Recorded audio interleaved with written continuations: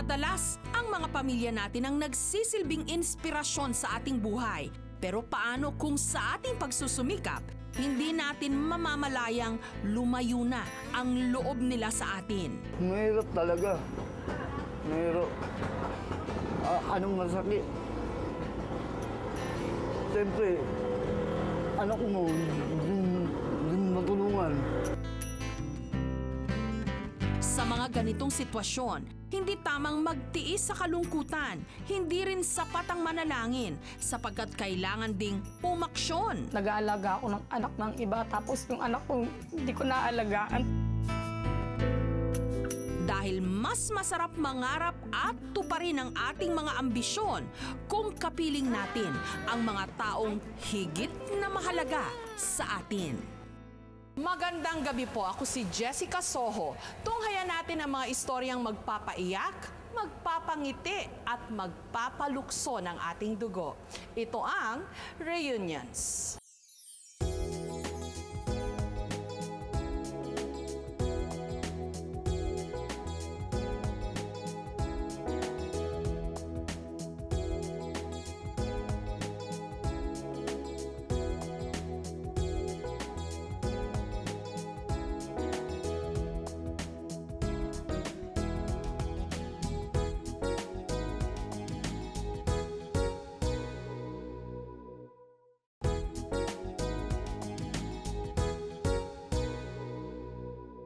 Labing-tatlong taon nang mag-asawa sina Marilu at Romel at patuloy silang tumutupad sa pangakong magsasama sila sa hirap at ginhawa.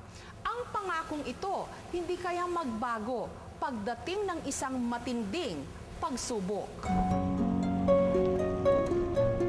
Magsasama-sama maging sa hirap at ginhawa. Ito ang sumpaang 13 taon nang tinutupad ng mag-asawang Marilu at Romel. Isinilang si Romel na may kapansanan sa dahilang ipinaglihi raw siya sa alimango. Nung mami ko, pinangako inborn. Inborn ako pinaglihi sa alimango. Kaya naging ganito siguro ko. Kaya ko naman basta may nahawakan ako. Kaya ko naman.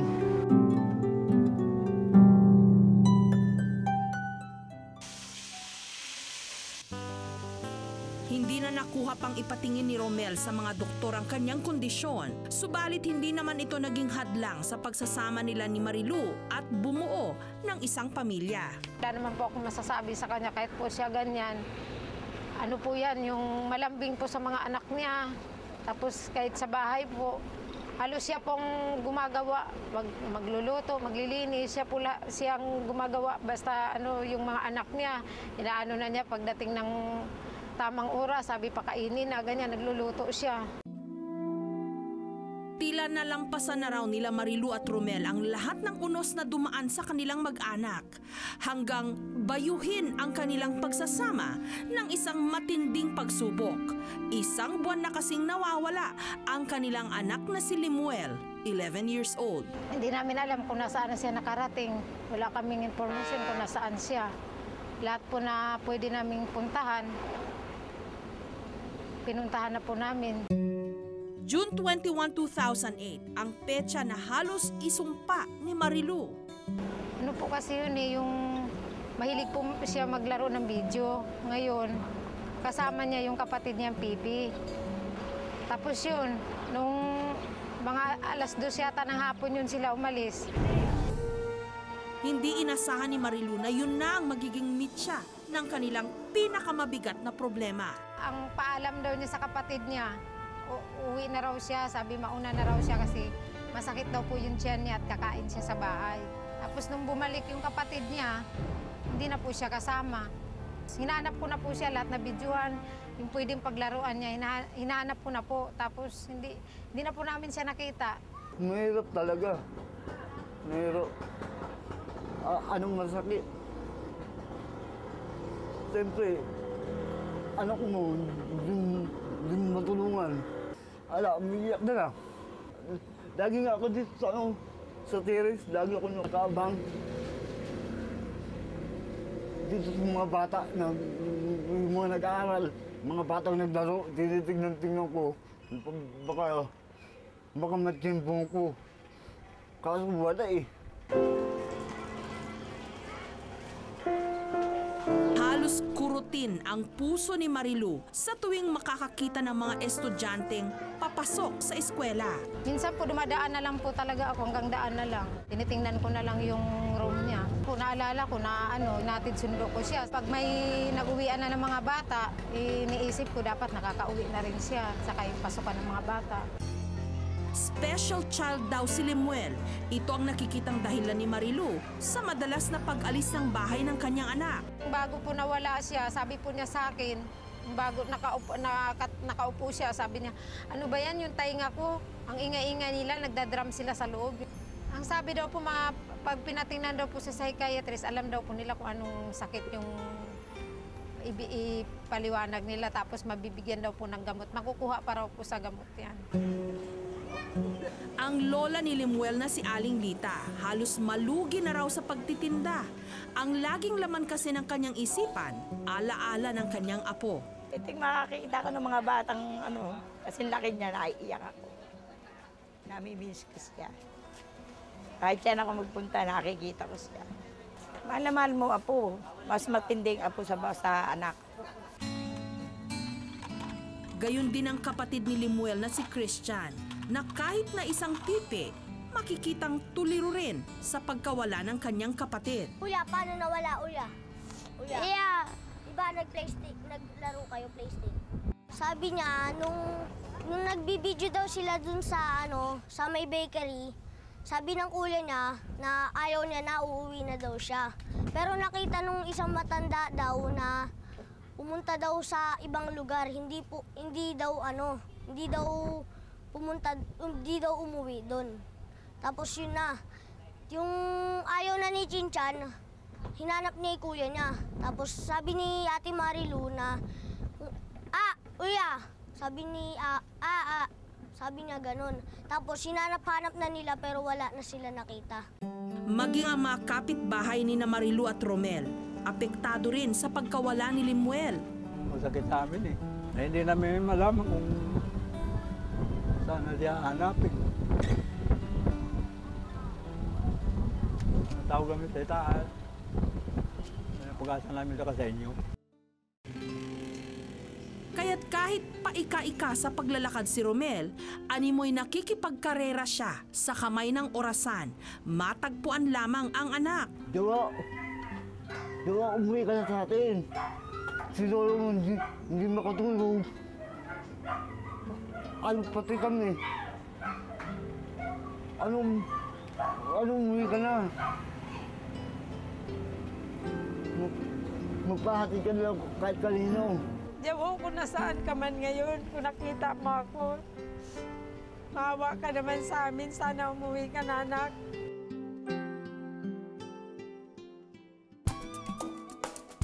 Ayon sa mag-asawang Marilu at Romel, Limuel Rubio ang buong pangalan ng kanilang anak. Jawo ang palayaw nito. Maputi raw ang bata. Sa paglilibot ng aming grupo sa mga institusyon sa Metro Manila, napadpad kami sa Social Development Center o SDC sa Las Piñas. Magtatanong lang po kung meron pong isang bata rito na nangangalang Limuel Rubio. Sige. Tingnan natin sa admission namin, ha? Sige po. Ma'am, ito po yung description sa teacher niya, okay. Opo.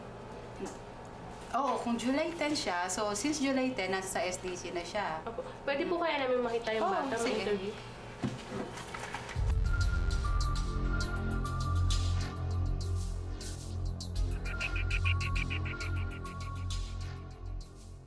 Hello, si Limuel. Tugma ba yung description? Nandaan dito. Saka yung sa Ikaw si Limuel?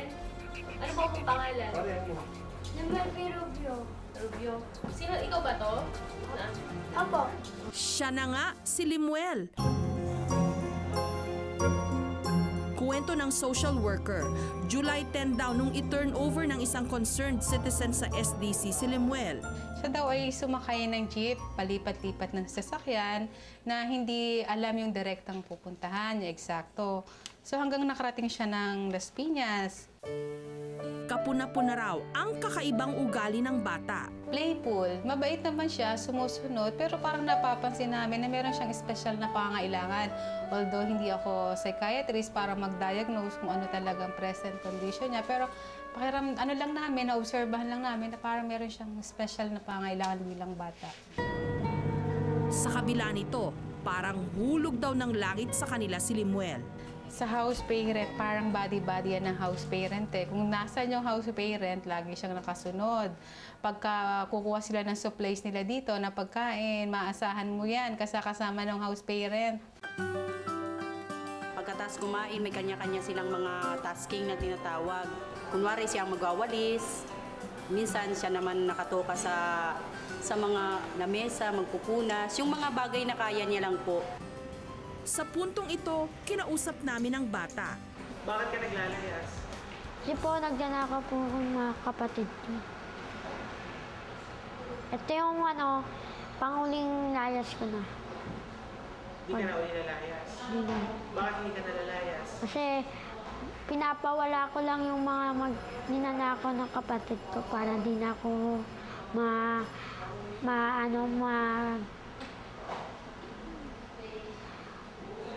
magpabintangan. Marami siyang ikinukwento na mga bagay na parang malayo naman sa katotohanan. Na parang kailangan mo mag-validate kung tama nga ba yung information na sinasabi niya o hindi. Inimbento man o hindi ni Limuel ang kanyang mga istorya, isang bagay naman ang sigurado, miss na niya ang kanyang pamilya. Oo, gusto niya talaga umuwi. Lagi niya sinasabi gusto niya umuwi. Ang problema, hindi naman niya masabi yung eksaktong tirahan nila. Amiss ka na sila eh.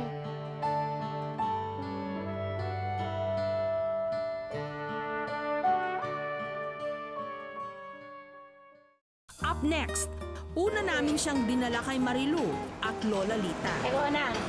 Yan, alis na. Ay. Ay. Mama!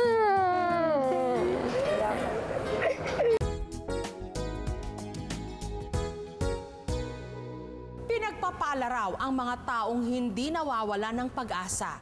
Ito kaya ang maging tulay sa katuparan ng ipinagdarasal nina Marilu at Romel, ang makapiling muli ang kanilang anak na si Limuel. Nung araw ding yon, nagpasya kaming ihatid na si Limuel sa kanyang pamilya. Una namin siyang dinala kay Marilu at Lola Lita.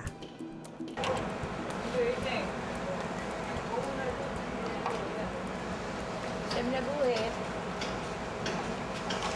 Eko na. Yan, alis na. Ay. Ay. Mama!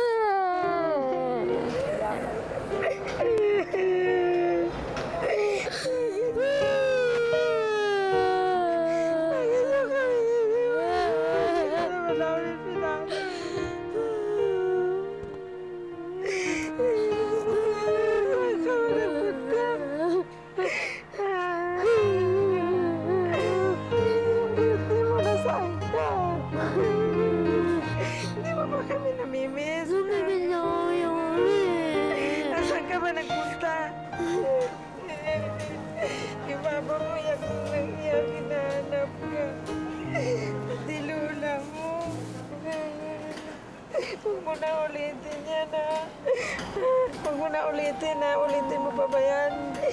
Si Marilu, pilit na inalam ang nangyari kay Limuel. Hindi ba naglaro kayo ni Krista noon? Oo. Tapos saan ka napunta? Sabi ni Chinchon, lumayas na lang ako eh. Kung lumayas, hinahanap ka nga ni Christian eh. Saan ka ba galing? Galing ako Makati. Tapos? Tas sumakay ako ng sumakay. Sumakay hanggang saan ka nakarating? Gandun sa Las Piñas. Sa pagkakataong ito, napatid na rin ang pisi ng pangungulila ni Marilu sa anak. Salamat po talaga sa inyo. Kung hindi na sa inyo nakala namin, hindi na po namin makita. Salamat po talaga. Kahit hindi na po siya makapasok, basta makabalik lang siya sa amin, okay na po yun. Yung lula mo, kapin mo lula mo. Maniosok na bata ito.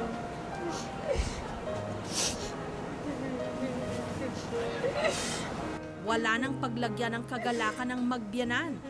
Ligayang maligaya kami sa kakatingkot na sa bata. Papatingnan na lang po namin sa doktor kung anong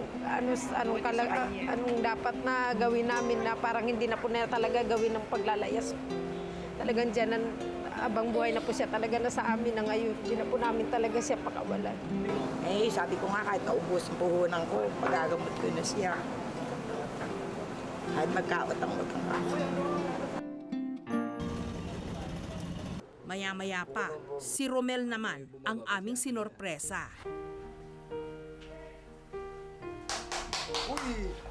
Uy! Uy!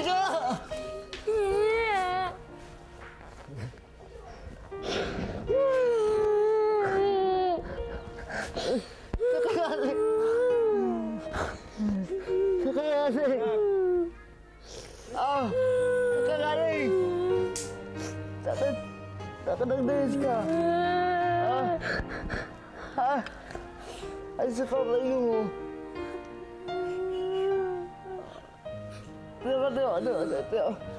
Teka.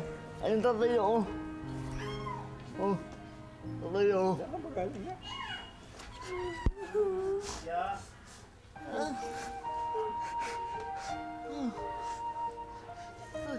Kagaling. Bakit naglayas ka? Ba't ka naglayas? Hindi nga, kagaling. Espinas. Espinas? Nanggaling ko doon. Lagi ka naglayas. Wala. Hindi na dahilan. Hindi ka naman sinaktan eh. Ba't ka na ganyan? Sagad na langit ang katuwaan namin dito. Na nandito nakita na natin. Anong masaya? Tsaka Dito ka lang. ano mo? Hindi pa sa masaya ko mo. Masaya.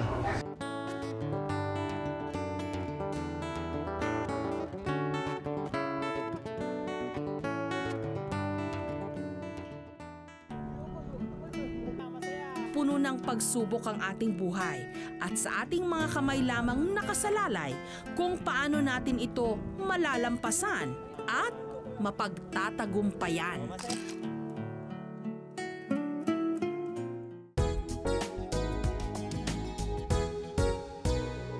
Up next, isang OFW sa Shanghai, China, bumalik sa Pilipinas si Luz noong December 2007. Ang 10 taong gulang niyang anak na si Elmar, 2 taon nang nawawala.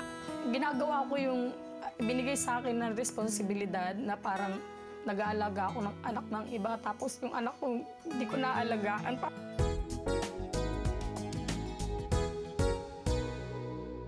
Sakripisyo ang maghanap buhay sa ibang bansa para sa kapakanan ng pamilya. Si Luz, isang OFW, pilit na nilalabanan ang kalungkutan nung nawalay sa kanyang pamilya.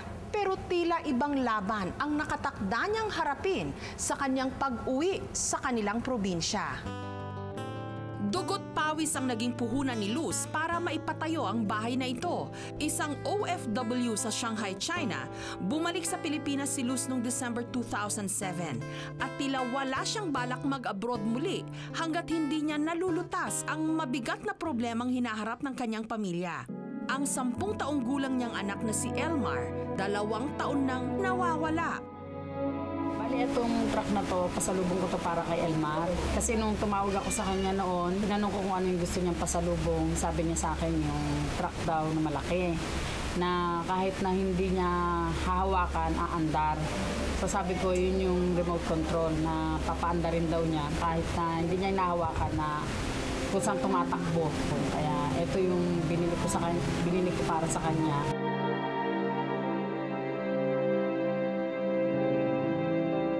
Hello, kumusta ka na, Nak?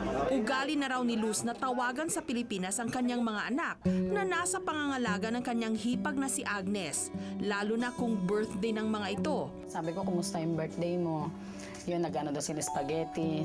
Tapos nung sumunod, natawag ko ulit. Kasi nga, nagtatrabaho ko yung parang nagnanakaw lang ako ng oras para matawagan ko sila. Pero every time na tumatawag talaga ako, tinatanong ko silang dalawa. Kasi nga silang dalawa nandito, si Bitoy at si Elmar.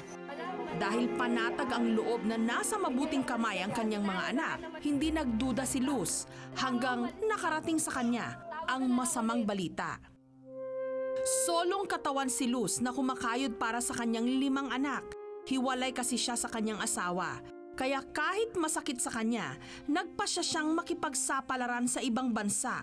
Matugunan lang ang pangangailangan ng kanyang pamilya. Kagaya ko nagtatrabaho sa ibang bansa, nag-aalaga ako ng 2 bata. Parang ginagawa ko yung binigay sa akin ng responsibilidad na parang nag-aalaga ako ng anak ng iba. Tapos yung anak ko hindi ko naalagaan.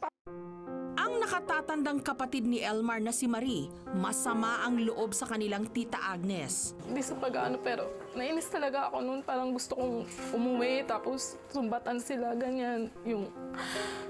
Kasi syempre, pinapadala naman namin, ganyan, para may pagkain sila. Tapos, wala. Hindi naman nila nalagaan ng mabuti.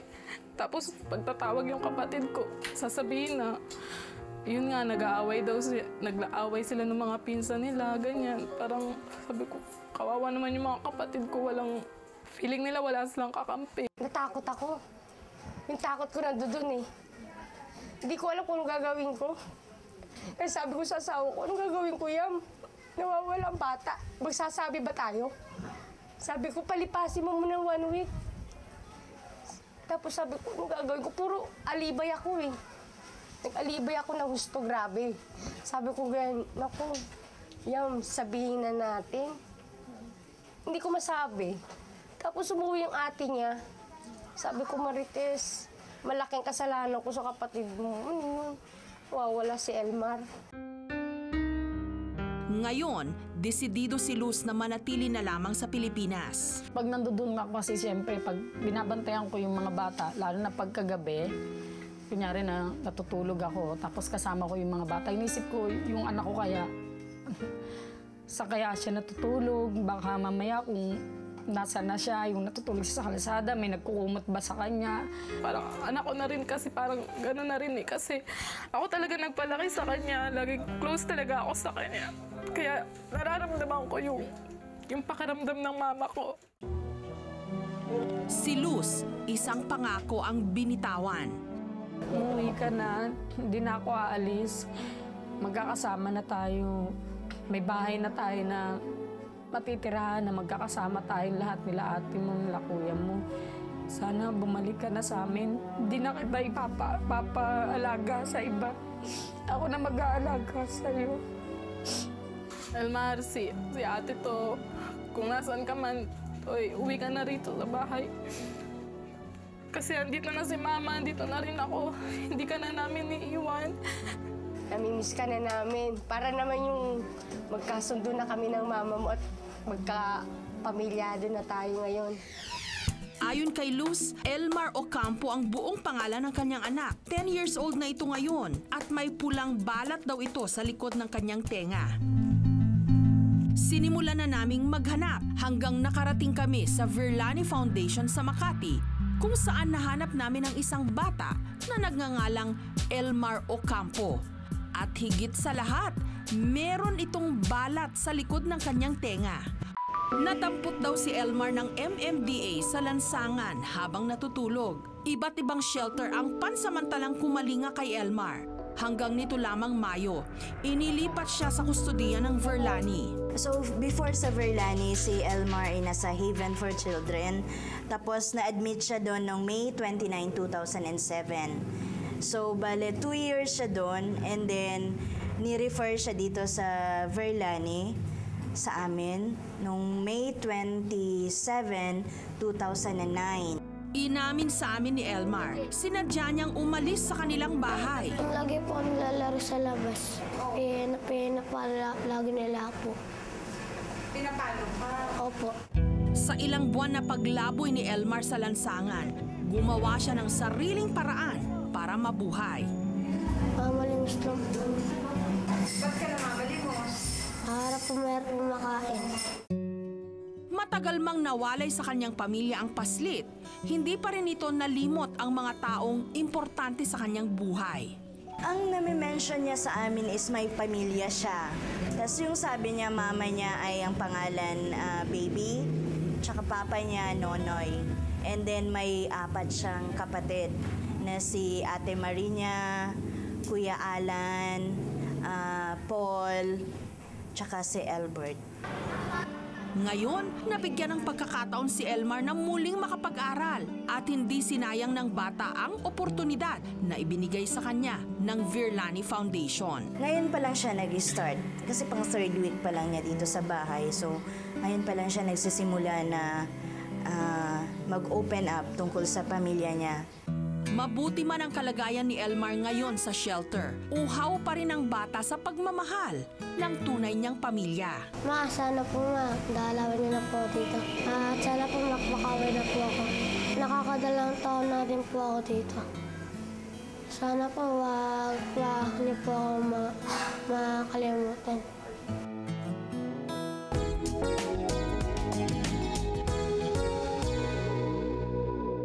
Up next, kinabukasan, sinundo namin sina Luz at Marie. Walang ideya ang mag-ina na dadalhin namin sila sa Virlani Foundation.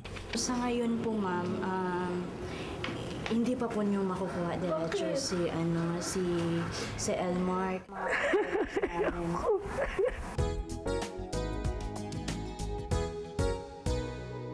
Isang laruang truck ang ipinangakong pasalubong ni Luz sa kanyang anak na si Elmar pag-uwi niya ng Pilipinas. Mapasakamay pa kaya ng bata ang inaasam na pasalubong mula sa kanyang ina. Kinabukasan, sinundo namin sina Luz at Marie kasama ang 7 buwang gulang na anak nito. Bit-bit ang laruang truck na pasalubong ni Luz para kay Elmar. Walang ideya ang mag-ina na dadalhin namin sila sa Virlani Foundation. Habang si Elmar naman nung mga oras na yon, abala sa pagbabasa ng libro. Pagdating sa Virlani Foundation, sinabihan namin si Luz na paandarin ang remote-controlled toy truck na kanilang dala. Ni hindi sumagi sa kanilang isip na ang tinatahak na daan ng laruan papunta mismo kay Elmar.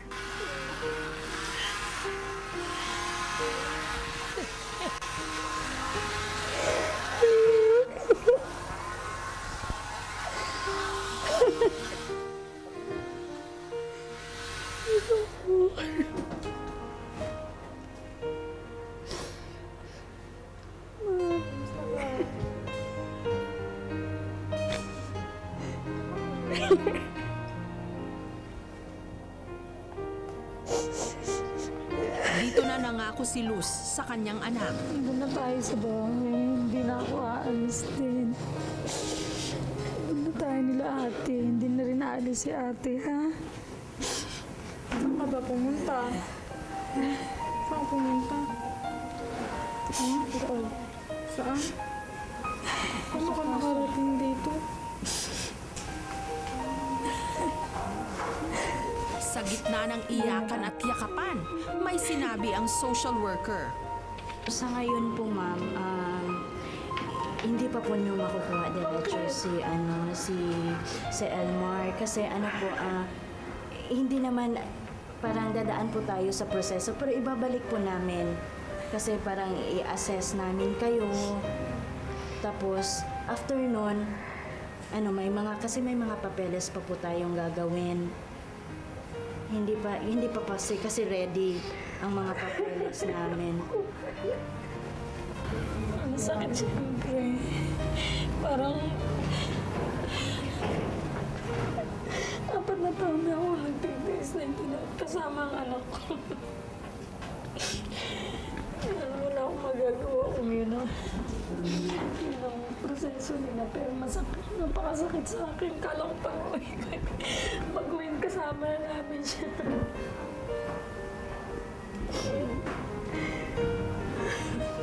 Gano'n na lang rin po. Kasama na lang rin ako kay mama para puntahan siya. Hindi naman pala namin masasama.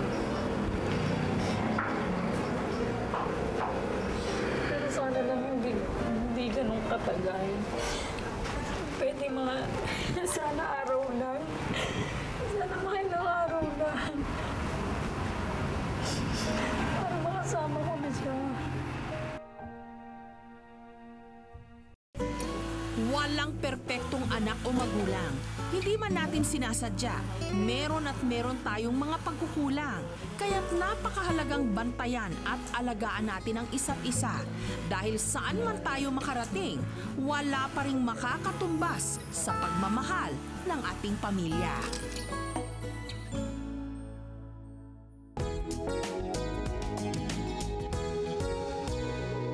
Narito po ang ilan sa mga kasong inilapit sa aming programa. Si Jelly Cuerdo, 28 years old, medyo maputi. Si Daisy Lindayo, 22 years old, 5 feet ang taas at may nunal sa kaliwang bahagi ng labi. Huling nakita December 18, 2008 sa Santa Ana, Manila. Si Alejo Santos Jr., 38 years old, huling nakita December 12, 2008 sa Nueva Ecija. Si Ana Marie Dayo, 18 years old, 5'2" ang taas, huling nakita December 18, 2008 sa Santa Ana, Manila. Si Diana Catherine Santos, 25 years old, medyo matangkad, kayumanggi at balingkinitan. Huling nakita March 25, 2009 sa Tayabas, Quezon. Si Maria Gina De Castro, 20 years old, huling nakita June 16, 2008. Si Brenda Du, huling nakita November 16, 2008. Si Marilu Tanyo, 35 years old, 5'2" ang taas, huling nakita sa Manila. Si Feriana Santos, 74 years old, huling nakita December 12, 2008 sa Nueva Ecija. Si Marife Cagatin, 39 years old, 5'3" ang taas, may nunal sa kaliwang bahagi ng labi. Kulot at medyo maigsi ang buhok, huling nakita July 17, 2008 sa Tondo, Manila. Si Angelita Olonan, 40 years old, 5'5" ang taas, may nunal sa kanang bahagi ng ilong. Huling nakita February 29, 2009 sa Las Piñas City. Si Jano Flores, 13 years old, kayumanggi at singkit. Huling nakita September 2007. Si Milagros Tud, 62 years old, 4'6" ang taas, bungi. Huling nakita sa Pasig City. Si Crescencia Cruz, 80 years old, huling nakita March 10, 2009 sa Pasig City. Si Barzeliza Gumapiles, 83 years old, medyo payat, huling nakita March 11, 2009 sa Giginto, Bulacan. Si Lourdes Arroyo, 83 years old, bungi at maputi ang buhok, huling nakita September 16, 2008 sa Malaya Street, Bagong Nayon, Antipolo City. Para sa anumang impormasyon tungkol sa kanila o sa kanilang mga pamilya, makipag-ugnayan po sa aming tanggapan 982-7777, local 3011 o mag-email sa reunions@gmanetwork.com. Sa pagtatapos po ng episode na ito, umabot na sa 422 ang bilang ng mga nawawala na nahanap na namin at naibalik sa kani-kanilang mga pamilya. Tsakong patuloy ang pag-akyat ng bilang na yan, basta't patuloy lamang tayong magtutulungan. Magandang gabi po. Ako si Jessica Soho. Kami pa rin ang inyong mga kaagapay sa puspusang paghahanap. Magkita-kita po tayong muli sa susunod na Martes. Dito lang sa programang naniniwalang hindi dapat mawalan ng pag-asa ang mga taong nawawalan ng miyembro ng pamilya. Because the search for missing loved ones ends with reunions.